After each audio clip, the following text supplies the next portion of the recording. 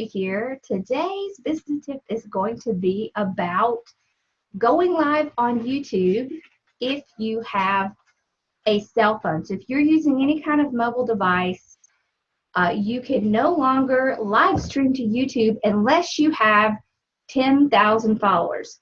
So if you don't have 10,000 followers, then you have to find a workaround. So I have a workaround, and I'm going to show you how to do that now. So from your phone, what you want to do is you want to go and download an application called Streamlabs.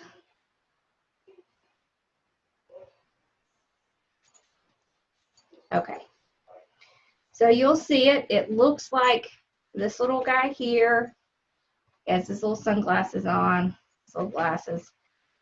Okay, so once you open that, what you're going to do is you are going to click on your settings, and you want to pick which streaming platform that you're going to be using. So I've set up my YouTube here. You can do YouTube, Twitch. Okay, so when you click one of these, all it's going to do is it's going to ask you for your credentials. Okay, so I have my YouTube selected. You are going live on Streamlabs from an iOS device. The first thing you need to do is go and check your settings. Okay, you want to go into your settings,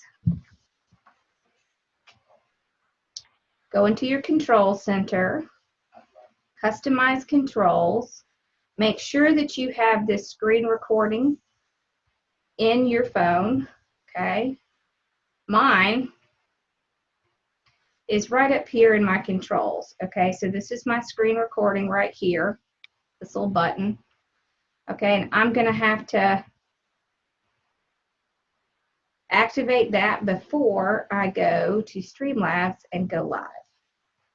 Okay, so I'm going to show you the part that I'm not able to show you using my screen mirroring because my phone sees that as actually recording the screen. All right, so what you need to do if you have an iOS device, so that's any Apple product, you need to pull out your little menu and you want to depress this. This is screen mirroring. Okay, and then it's going to come up with a list. And what you need to do is you need to go down and you need to find Streamlabs. Okay, and once you've done that, then you can go back into Streamlabs.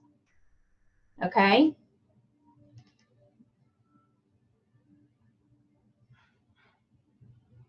And right there will be the little button for you to go live. So you click that.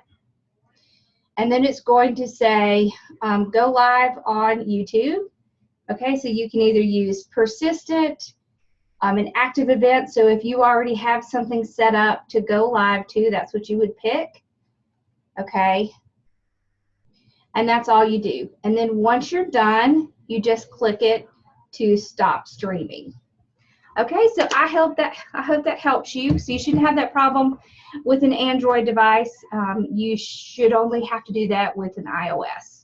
And there's a lot of powerful things that you can do from using video on YouTube. So you can use YouTube Stories. It's very similar to Facebook Stories or Instagram Stories. This is all ways to engage your audience, engage and capture their interest, and help them get to know you better. You can do short little stories about things you're doing behind the scenes. People love to watch things like that. So it's just a really great idea to do your lives to YouTube, but you're going to have to take this extra step now. The other options you have is to get a webcam. So if you're going to get a webcam, you need either a computer or a laptop. And my suggestion for a webcam is the Logitech C920. It's excellent. It's inexpensive. It's like $49. It's really a great webcam.